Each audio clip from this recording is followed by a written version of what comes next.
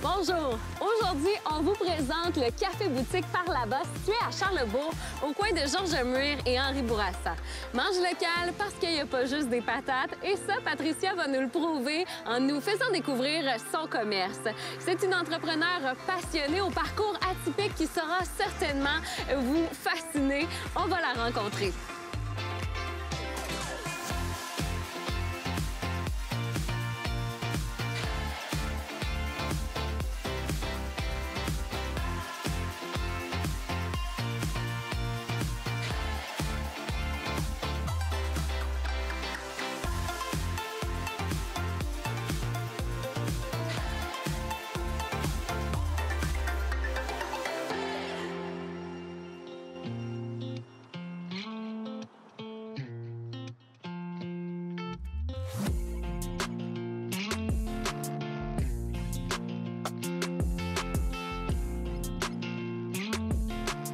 Je suis présentement avec Patricia, propriétaire et idéatrice du Par là-bas Café Boutique. Ça va bien? Oui, ça va bien, toi? Oui, merci beaucoup de nous recevoir dans ce lieu que j'ai adoré découvrir. C'est un lieu qui existe depuis un peu plus de 2 ans. Vous avez célébré votre 2e anniversaire en février dernier. Et j'aimerais ça qu'on commence en expliquant c'est quoi ce lieu, le Par là-bas Café? C'est un café boutique. Notre créneau numéro 1, c'est ça, c'est le café, le grain de café. Puis on a un coin boutique avec des produits locaux. On essaye le plus possible d'avoir des produits de Québec, mais on a aussi des produits de la province de Québec. C'est vraiment, vraiment local.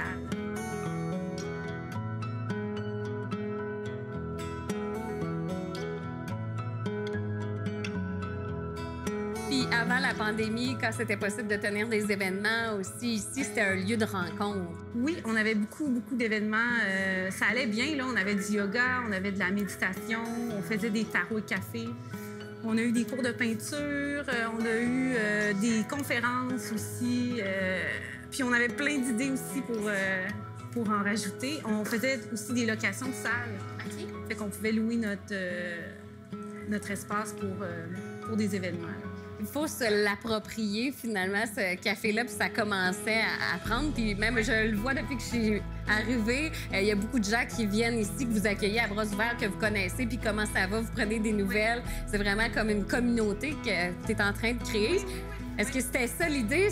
C'est parti de où, cette idée-là, il y a 2 ans, d'ouvrir le café? Tu sais, j'ai travaillé dans mon domaine en soins infirmiers. Puis c'était toujours derrière moi l'idée d'ouvrir un lieu, un café. Je suis une passionnée de café, donc ça allait de soi que ce soit un café. Mais j'attendais d'avoir, d'être prête avant de me lancer, parce que c'est un processus quand même. Là. Fait qu'à un moment donné, c'était trop fort, c'était trop fort pour pas que je le fasse, je l'ai fait.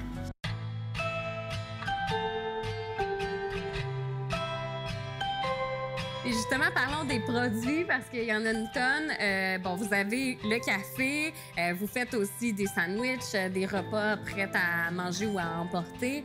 Vous avez également des produits comme des bijoux, même des cosmétiques. On va commencer par parler justement de ceux qui viennent de notre beau coin de pays parce qu'Atelier Espresso, c'est un homme de Lac-Saint-Charles. Je savais même pas, tu me l'as appris. Parlons-en. C'est quoi cette belle entreprise-là? Lui, il a une belle expérience en café. C'est un passionné, vraiment. Puis c'est ce que j'aime. Toutes les entreprises qui sont ici, c'est des gens passionnés qui viennent ici me parler de leurs produits. Puis c'est tellement intéressant de les voir. Puis justement, Pierre-Paul, Atelier Espresso, lui, il torréfie chez lui. Fait que c'est vraiment petit. Fait que moi, j'apprends beaucoup grâce à lui, là, entre autres, grâce à lui. Ouais. Effectivement. Il y a aussi une autre entreprise qui fait des cosmétiques qui est originaire du coin. Comment ça s'appelle? Mium pour toi? C'est Mium sur toi. Sur toi. Oui. Elle a fait des baumes, elle fait des sérums, elle fait des huiles, des baumes pour les lèvres. Ouais. J'ai vu aussi la souche, les produits de la souche. Il y a aussi la farine avec laquelle on va faire tantôt des biscuits. C'est une femme aussi du coin. Oui. Puis on va d'ailleurs lui parler un peu plus tard dans l'émission. Elle va venir justement porter de la farine, des produits, puis en même temps, on va lui piquer une jasette. Parle-nous-en, ça, parce que c'est audacieux, on en parlait un peu tantôt, là, mais c'est audacieux de vouloir vendre de la farine d'insectes. Bien, on est rendu là. Pas qu'on n'a pas le choix, mais c'est censé de mettre ça dans notre alimentation. C'est sûr. Est-ce qu'il y a d'autres entreprises qu'on a oubliées?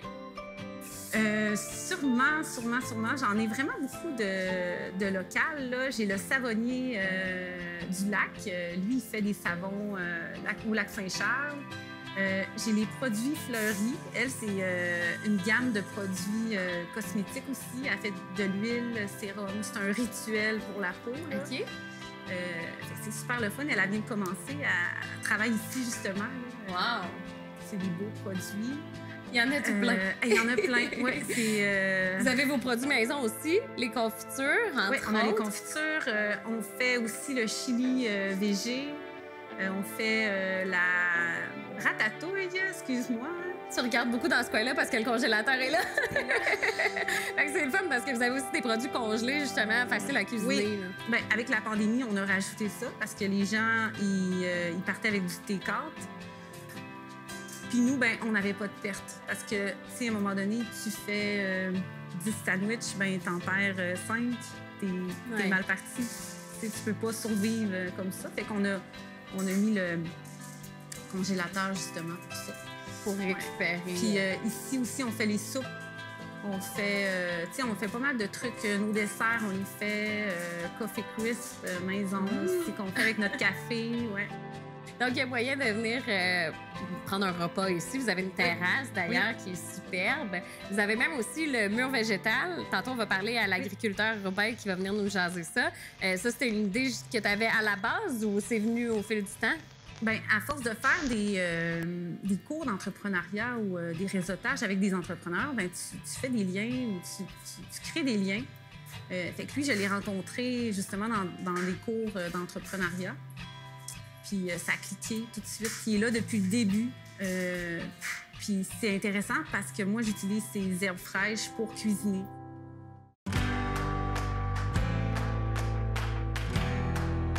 Par là-bas, c'est le nom du commerce. Pourquoi? Ça vient de où? Ça vient de... Justement, au début, je m'appelais Le Refuge. OK. Puis, tu sais, là, ça cliquait pas, là. Fait qu'à un moment donné, j'étais sur la route, puis j'avais pas d'Internet, j'avais rien. Puis je faisais juste écrire. Puis là, j'ai écrit par là-bas. Je l'ai mis ensemble, j'ai dit, mais là, ça a cliqué, là. Parce que je trouve que c'est par là-bas qu'on s'en va, tu sais. Faut qu'on... Allez, là, on avance, on évolue, là, tu sais. Puis je trouve que ça fitait vraiment avec la mission de mon entreprise. Puis en même temps, ben c'est un clin d'œil parce qu'on dit souvent par là-bas, tu sais. Moi, je l'entends souvent. Fait que je me suis dit, ben ça va rentrer dans la tête des gens. C'est vrai. C'est accrocheur comme nom. C'est ça. Puis merci beaucoup de toi-même encourager les gens à manger local. Tu facilites le tout, veux pas, avec ton commerce. Et justement, j'aimerais savoir qu'est-ce que ça évoque pour toi, le fait de manger local. Manger local, ça le dit. Manger local, faut manger le plus local possible, pas loin de chez nous, faire pousser nos légumes, avoir nos poules, encourager le boulanger. C'est vraiment important de faire attention de la façon qu'on consomme, là. Ça goûte meilleur en plus. Ah, c'est tellement plus frais. On va cuisiner bientôt des biscuits aux insectes. Oui. Et puis, on va rencontrer aussi quelques personnes qui ont des produits ici. Merci beaucoup. On y va? T'es prête à aller cuisiner? Yes.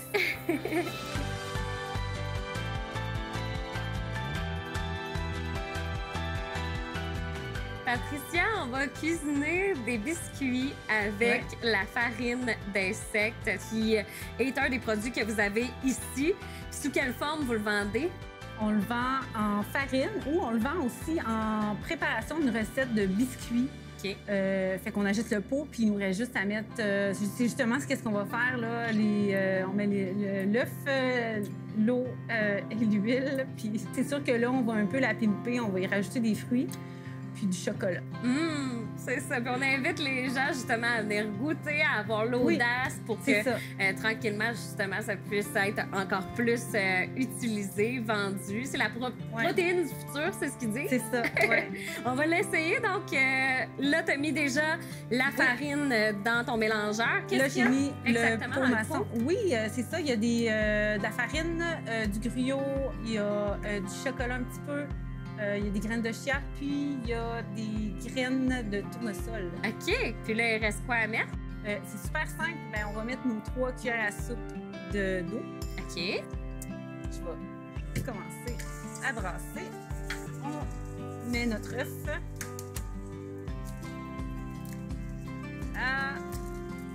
Puis, il reste l'huile. Tranquillement, pas vite. Et voilà, votre recette serait prête. Là, on va l'amalgamer. Puis, on va y rajouter les framboises, puis le chocolat.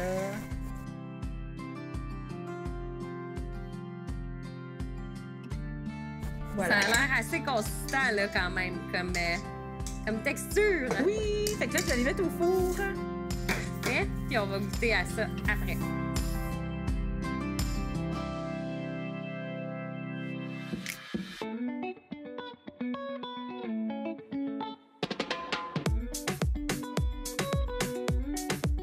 Je suis présentement avec Rémi Carrier, l'agriculteur urbain. Ça va bien?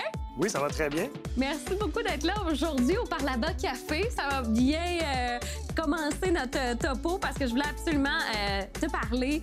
Après avoir parlé justement avec Patricia qui nous disait qu'elle utilisait les produits pour faire des recettes fraîches. Je me suis dit que ça serait bien d'entrer plus dans le détail de ce projet-là. Là, ici, c'est un mur végétalisé, c'est ça? Comment ça fonctionne là, concrètement, ce produit-là? Bien, ce mur-là, on pourrait l'appeler un mur de conservation. Moi, je suis producteur agricole, donc je fais pousser les plantes, puis une fois qu'elles sont matures, je les amène ici, dans un système où il y a une pompe, de circulation d'eau, et avec seulement de l'eau, bien, les plantes peuvent se conserver pendant plusieurs semaines. Donc, ça permet d'avoir toujours de la fraîcheur dans la cuisine, dans l'alimentation. Et c'est ce qui fait la différence. On perd, au lieu d'acheter des plantes séchées, pas séchées, excusez, au lieu d'acheter des plantes coupées qui perdent la fraîcheur dès qu'on les coupe, bien là, on a la saveur, on a l'odeur, on les voit. En fait, c'est vraiment les 5 sens qui sont stimulés à chaque fois qu'on regarde le mur. On a toujours envie de se prendre une petite feuille. Tellement, puis ça sent bon, justement, pour les clients aussi. C'est fascinant. Ça a l'air simple à installer comme ça, là, mais est-ce que c'est complexe comme installation? Pas si pire. C'est pas tellement complexe. L'idée, c'est d'avoir un réservoir qui est étanche, avoir soit une circulation d'eau. L'important, c'est que l'eau soit oxygénée. Les racines ont besoin d'oxygène pour pas pourrir. Donc, quand ils sont juste dans l'eau, bien, à un moment donné, il n'y a plus d'oxygène et les racines meurent. Mais en mettant une circulation d'eau ou en oxygénant, bien, on permet de les conserver. C'est des plants que je produis hydroponiques et à racines nues. Peut-être prendre une qu'on va bien voir les racines. Donc, on les voit. Ils sont un peu... On les voit pas nécessairement super bien à la caméra, mais en gros, c'est des plants à racines nues. Donc, quand on les met ici, on les met dans l'eau et ça se conserve. Donc, c'est assez simple. Non, il n'y a pas de terre du tout, ce qui permet justement d'être plus facile à manipuler. Le gros défi, ça a été, si je reviens aux origines, moi, je voulais faire de l'agriculture. J'ai étudié, j'ai travaillé là-dedans et je voulais m'installer en campagne, mais je voyais pas le jour où j'allais m'installer en campagne. Donc, j'ai décidé de faire un projet en ville. Et étant donné que les technologies sont rendues à un point où on peut faire de l'agriculture en ville, bien, j'ai décidé de me lancer dans le défi de l'agriculture urbaine. Puis c'est quoi ton entreprise exactement? L'agriculteur urbain, c'est un producteur agricole qui est situé dans le parc industriel Saint-Malo à Québec. Donc, je suis installé dans le sous-sol d'une entreprise et je fais de l'agriculture verticale. Pour vous donner une idée, imaginez un étagère et sur chaque étage, on a une rangée de plantes, une rangée de lumière et on fait ça sur plusieurs étages jusqu'au plafond. Donc, ça permet vraiment d'optimiser l'espace et parce qu'on sait que le pied carré en ville coûte plus cher qu'en campagne. Donc, il fallait optimiser l'espace en ville. Est-ce que tu fais ça pour seulement des entreprises, des commerces, ou tu peux le faire aussi pour des gens à la maison? ça peut être fait pour à peu près n'importe qui. Mais au départ, l'objectif... En fait, l'entreprise, la mission de l'entreprise a un peu changé avec le temps, la pandémie aussi. Parce qu'avant la pandémie, bien, on allait installer ça dans des entreprises, dans les salles à dîner. Donc, imaginez, vous dînez, vous n'avez pas de fenêtre, mais vous avez un beau mur végétal, vous allez vous servir dedans, vous pimpez votre sandwich, vous faites une salade. Donc, c'était ça qui était intéressant. Avec la pandémie, bien là, les entreprises, il y a de moins en moins de monde, pour l'instant, qui sont en entreprise. Fait que l'idée, le défi, en fait, c'est que quand je me suis installé en ville, je trouvais ça dommage de faire pousser des plantes, les couper, les mettre dans un sac de plastique, aller porter ça à quelques coins de rue d'une épicerie. Ça termine après ça dans un frigo, qu'on l'oublie et que ça meurt. Je me suis dit, si on produit en ville, ce serait intéressant que les gens puissent conserver les plantes vivantes à la maison. Mais comment faire? Donc, ça a tout été ça, le défi. Personne ne faisait vraiment ça non plus. Donc, ça a été vraiment des années de recherche et développement à se questionner sur est-ce que ça se peut, est-ce que ça fonctionne. Donc, le premier défi a été de trouver un endroit, mais on ne pouvait pas faire d'agriculture en ville parce que l'agriculture, fallait être en zone agricole. Donc, il a fallu débroussailler toute la réglementation puis le changement de pensée aussi. Parce qu'au départ, moi, j'ai créé ça en 2017. Okay. Et à l'époque, tout le monde voulait favoriser l'agriculture urbaine, mais à part des serres sur les toits ou des jardins communautaires, il n'y avait pas beaucoup de projets qui se faisaient. Alors, moi, j'ai commencé à petite échelle à voir est-ce que ça fonctionne, est-ce que c'est possible, à trouver les équipements qui étaient peu disponibles, les données agronomiques qui étaient peu disponibles aussi sur l'hydroponie. Puis l'hydroponie, il y a plusieurs façons de faire l'hydroponie, donc quelle technique on utilise, qu'est-ce qu'on veut faire. Mais pour revenir à l'idée, c'est que je me disais ce serait dommage de couper des plants puis de perdre la fraîcheur. Donc, comment on peut commercialiser des plants vivants entre le producteur, le commerçant et le particulier? C'était ça le gros défi, la mise en marché, puis comment on pouvait les conserver. Donc, j'ai commencé à produire des plants. J'ai commencé avec des commerces, des petites épiceries ou des commerces comme le Café par là-bas à mettre des plants. Puis ensuite, bien là, c'est de développer des systèmes pour les particuliers. Donc maintenant, je peux dire que j'ai réussi. On peut conserver les plants dans un simple pot maçon à la maison. Donc, quelqu'un pourrait se présenter au Café par là-bas, venir se choisir une plante, mettre ça dans son pot maçon, changer l'eau régulièrement tous les jours ou à tous les 2 jours, puis il pourrait conserver ses herbes vivantes à la maison. Fait que c'est vraiment une nouvelle façon de consommer des herbes fraîches à la maison et surtout à l'année, produits localement, sans pesticides. Bien, on invite les gens à suivre l'agriculteur urbain. Merci beaucoup pour le bel exposé sur un mur végétal. En bref, quand même, mais je sens qu'il y a tellement d'informations sur ce milieu-là. On espère que ça va connaître un bel essor dans les prochaines années. Là. Bien, je vous dirais que dans la prochaine année, il va y avoir beaucoup de développement pour les particuliers qui décideraient d'avoir un petit système à la maison. Puis l'idée, c'est de trouver quelque chose de simple, peu coûteux, mais qui permet d'avoir des herbes fraîches à la maison. C'est fini le moment où on les oublie dans le frigo. Puis même une plante, c'est pas fait pour vivre dans le frigo. C'est fait pour vivre sur son mur de la cuisine ou sur le coin d'une table, puis de pouvoir en profiter à longueur d'année. On va se reparler, nous deux. Super. Merci à toi.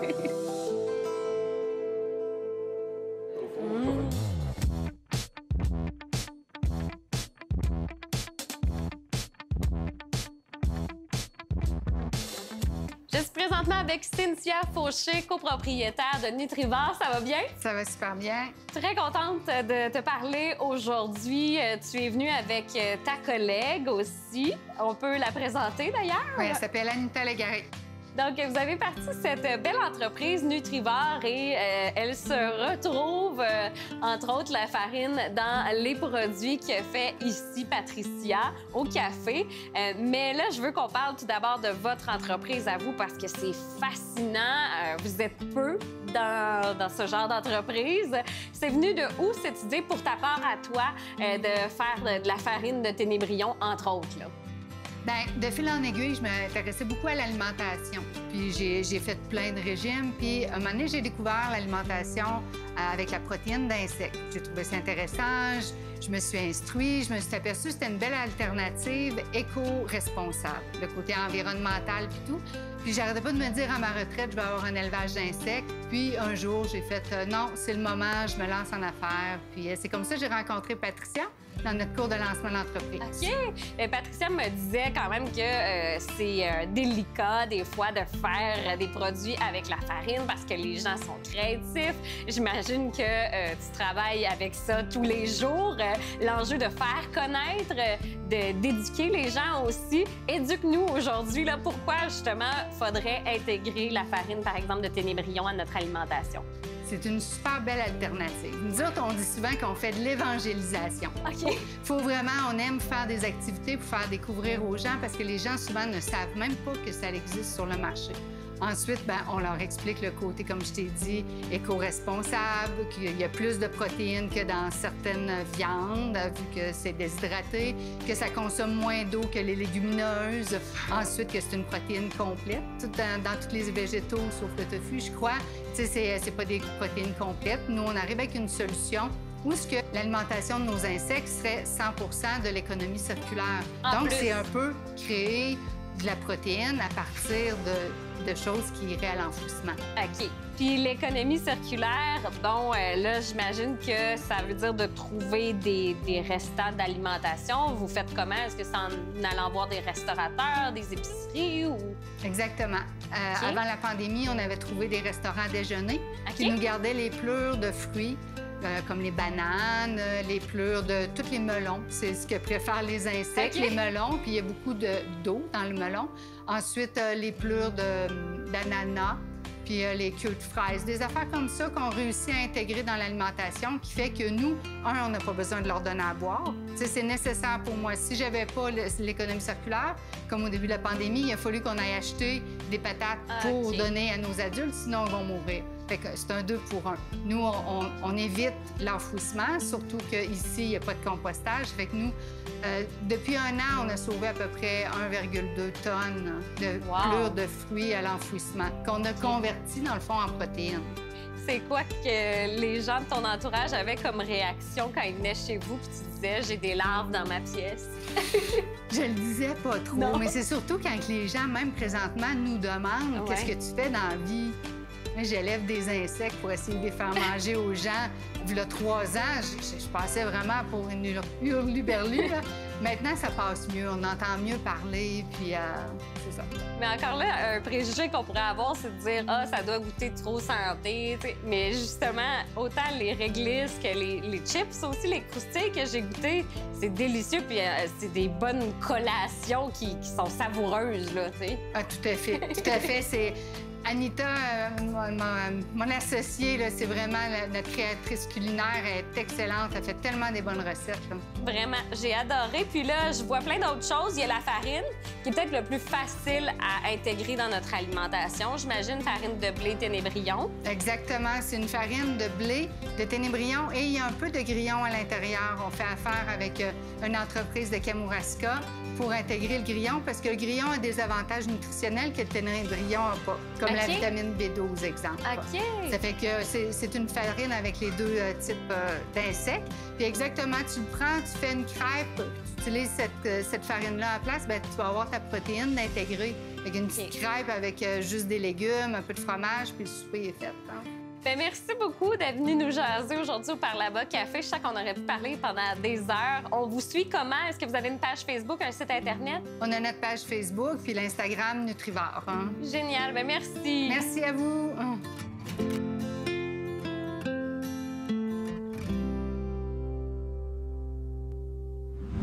Ça sent tellement bon. Ça sent bon, hein? On s'apprête à manger des insectes, des ténébrions. C'était vraiment intéressant aussi de parler avec les 2 filles de Nutrivore. On va inviter les gens à venir goûter vraiment ça sur place parce que c'est ça ton but aussi, de démocratiser cette belle protéine. Yes, ben oui, certainement. Est-ce que tu y goûtes avec moi? Yes, oui. On y va? On y va.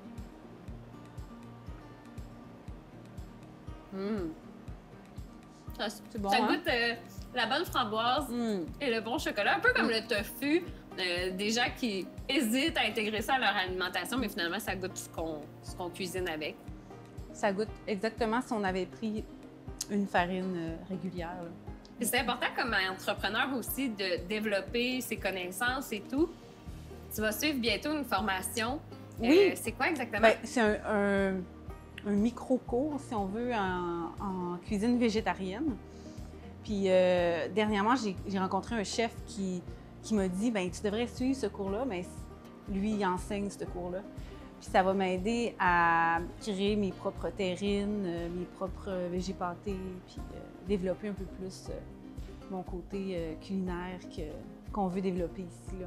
C'est vraiment intéressant tout ce que tu fais. Je te lève mon chapeau. Franchement, j'ai fait Merci. des belles découvertes. Puis grâce à toi, on a appris à connaître plusieurs entrepreneurs justement de la région. Alors, merci beaucoup. Puis honnêtement, c'est sûr que je vais revenir, entre autres pour le sandwich végépâté aussi que j'ai beaucoup aimé. Il est tellement goûteux, savoureux. Alors, on invite les gens à suivre ta page Facebook aussi, puis ton site Internet. Mon site Internet, oui. Ma page Facebook, puis Instagram. Bien, merci, puis bon succès pour la suite en route vers plein d'années, je le souhaite. Oui, c'est ça qui va arriver. J'ai eu un gros coup de cœur pour Patricia et son entreprise Par là-bas Café Boutique située à Charlebourg, coin Georges Muir et Henri Bourassa. Et je pense que c'est ça aussi, manger local, c'est connaître les individus qui travaillent fort pour mettre de la nourriture sur nos tables. Alors, je vous invite à venir la voir ici au Par là-bas Café et pouvoir profiter de tous les produits qu'elle nous offre dans sa boutique. C'est un rendez-vous. On se laisse avec quelques images de la prochaine émission. Bye-bye! C'est quoi le concept scandinave? Bien, dans le fond, on aimait beaucoup tout ce qui touche l'aspect du bien-être déjà des pays scandinaves puis tout ça. On aime leur façon de vivre, leur façon de penser, d'être un peu minimaliste, de travailler les produits de A à Z, de y aller avec les saisons, dans le sens qu'on ne va pas nécessairement présenter un menu avec des asperges au mois d'octobre, quand c'est le temps de la courge des champignons d'ici.